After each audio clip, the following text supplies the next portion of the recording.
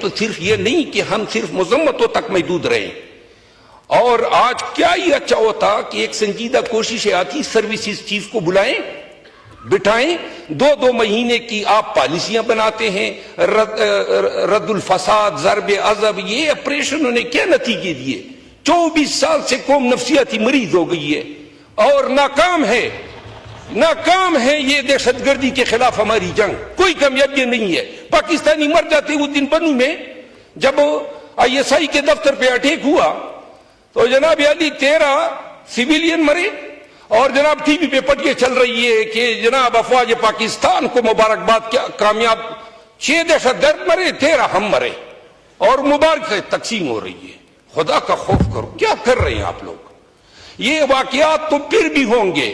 آج وزیر اعظم صاحب گئے بلوچستان اور آرمی چیف صاحب بھی گئے ساتھ میں, تو یہ واقعات ہونے کے بعد ہمیں یاد آ جاتا ہے کہ ہم نے کوئی رول ادا کرنا ہے. آئندہ کے لیے کوئی روڈ میپ ہے ہمارے پاس؟ بھائی تھے قوم دہشت گردی کے خلاف لڑائی کے لیے کوئی بتا سکتا ہے کیا اسٹریٹجی ہماری؟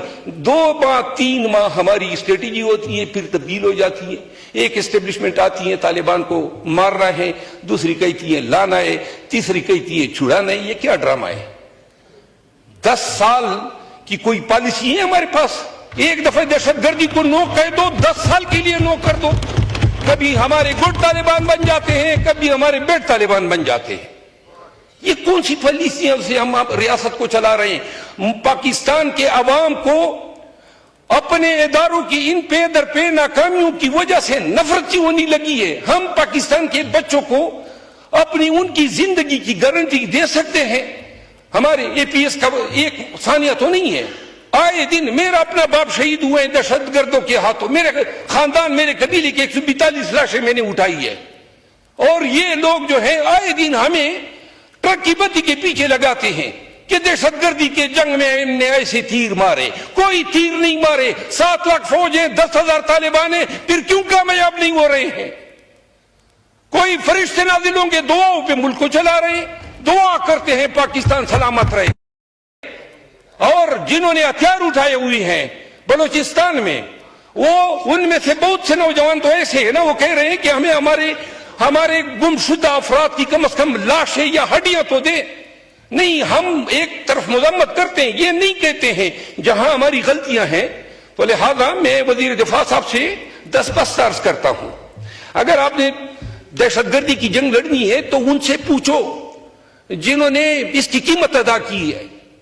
ان لوگوں سے پوچھو نا جن کے گھروں میں آج بھی میں صرف پاکستانی ہونے کی وجہ سے ہر وقت مجھے جان کے لالے پڑے ہوتے ہیں. میں قسمن کہتا ہوں, مجھے یاد نہیں ہے 20 سال سے میں بغیر کبھی اسلحے کے سویا ہوں, اور آج بھی مجھے علم نہیں ہوتا ہے کہ کیونکہ میرے دشمن جو ہیں وہ معلوم ہی نہیں ہے. اور ہم نعرے لگاتے ہیں ہم نے یہ تیر مارا, وہ تیر مارا. خدا رسول کی خاطر بلائیں ان آرمی کے افسران کو, سروسز چیفز کو, اور ان کو کٹہرے میں کھڑا کریں. ان کو بتائیں قوم تنگ آ گئی ہے, کب آپ کر دے گی. تقریر ختم کرنے سے پہلے صرف یہ گزارش کروں گا, جتنے لوگ شہید ہوئے ہیں نا اس دہشت گرد, اس تمام کے ورثاء کی جانب سے میں ایک سوال اس ریاست پاکستان سے کرنا چاہتا ہوں. ہم تو مارے گئے اس مٹی سے وفا میں, انتقام کیا خاک لیتے, اس پیارے وطن کا, اس دھرتی کا حشر نشر خراب کر رہے ہیں. جب تک فوج تمام پاکستانیوں کو اپنے پیچھے نہیں کھڑا کرے گی, یہ جنگ اگر فوج نے جیتنی ہوتی تو جیت چکے ہوتے.